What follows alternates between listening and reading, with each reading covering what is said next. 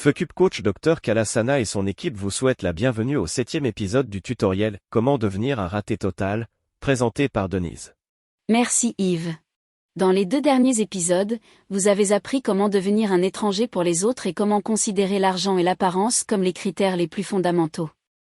Aujourd'hui, nous allons découvrir comment vous pouvez créer en vous ce sentiment d'être laissé pour compte.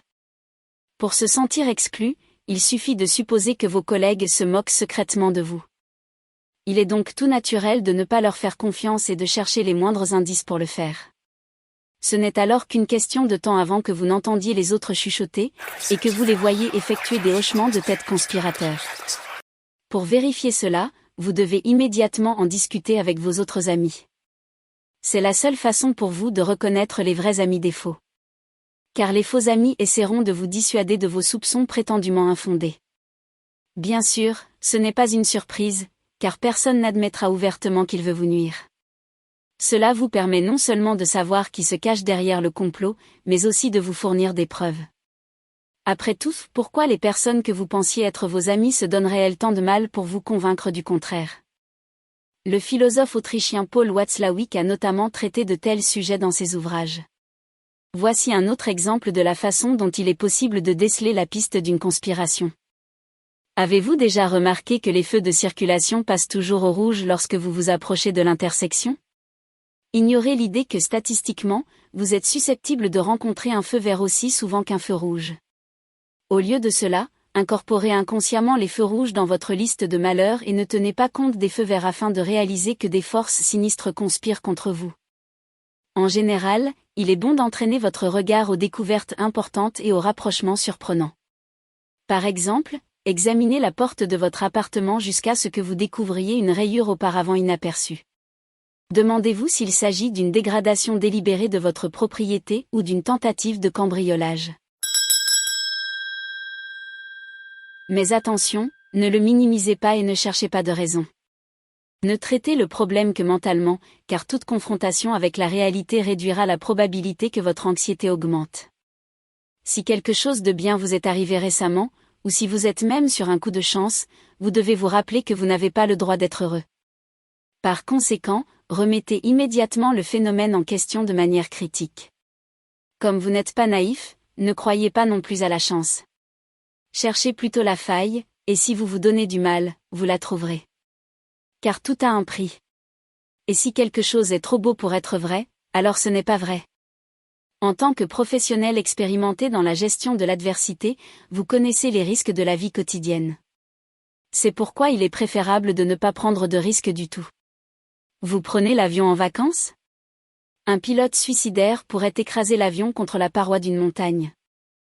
Vous faites une croisière à travers l'Atlantique ?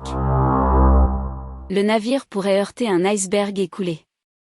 Vous conduisez une voiture ? Chaque jour, des milliers de personnes dans le monde meurent dans des accidents de la route.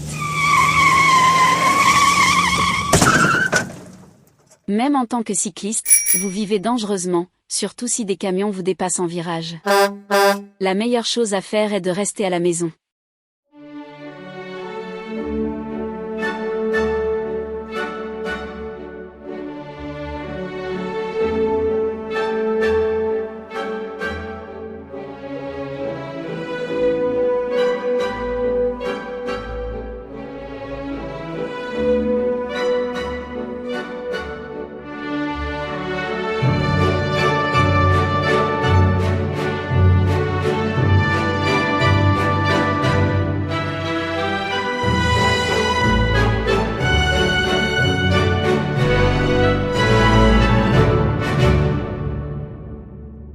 Mais c'est là que la plupart des accidents se produisent.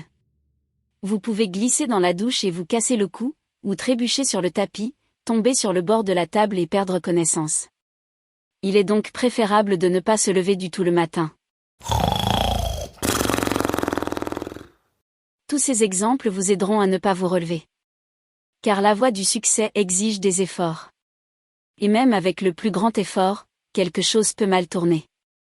C'est pourquoi vous devez fixer vos objectifs à un niveau incroyablement élevé. Alors tout le monde se rendra compte que la voie est longue et difficile. Et si vous échouez, alors, comme beaucoup de vieux mannequins, vous profiterez même d'un peu de leur rayonnement. Mais il existe un autre argument pour ne pas atteindre votre objectif. Parce que vous pourriez le regretter, dans une ville étrangère, vous êtes escroqué par le chauffeur de taxi, après avoir réussi un examen, les prochains obstacles se profilent. Vous savez que tout ce qui débute a une fin, et vous devriez donc vous accrocher à des objectifs inatteignables qui sont plus désirables et romantiques que des objectifs réalistes ne pourraient jamais l'être.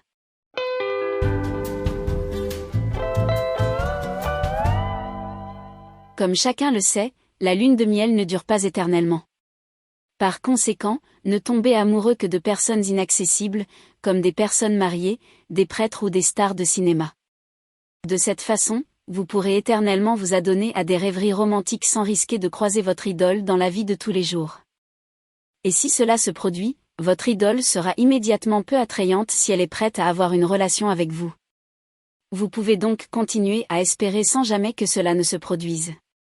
Dans le film Weatherby 1985 de David H.A.R.E., Ian Holm met en garde sa collègue Vanessa Redgrave qui ne veut pas rester célibataire. Si tu as peur de la solitude, ne te marie jamais. Maintenant, torturez-vous avec ces credos. Je ne suis pas digne d'être aimé. Les sentiments des autres sont plus importants que les miens. Cela ne sert à rien de toute façon. La vie est difficile. Tout est prédéterminé. Terminons ce chapitre par quelques conseils comportementaux faciles à suivre. Lorsque vous recevez un appel d'un ami, il est préférable de commencer immédiatement par une accusation, comme par exemple Céleste. Salut. Oh, tu es toujours dans le coin? Tu ne m'as pas contacté depuis des lustres. Si une rencontre ne peut être évitée, continuez à consulter votre téléphone à la recherche de nouveaux messages. Si vous êtes toujours inscrit sur un site de rencontre, vérifiez votre profil. Avez-vous fait suffisamment de fautes d'orthographe? Votre photo de profil est-elle une photo décontractée qui date d'au moins 5 ans et vous montre dans une situation peu flatteuse? Avez-vous fait en sorte de paraître au moins 10 ans plus jeune? N'oubliez pas que si vous avez la soixantaine, écrivez début de la cinquantaine dans votre profil, sinon, seules les personnes de plus de 75 ans s'intéresseront à vous. Vérifiez si le texte de votre profil commence par les mots. Après plusieurs mauvaises expériences, je ne veux pas être déçu encore plus. J'ai été trompé et je cherche maintenant quelqu'un d'honnête. Si ce n'est pas le cas, changez-la. Dans le cas peu probable où quelqu'un voudrait toujours sortir avec vous, parlez-lui des avantages d'avoir plusieurs profils sur le site où vous avez rencontré votre partenaire. Justifiez cela en disant que vous voulez tester quel mensonge fonctionne le mieux.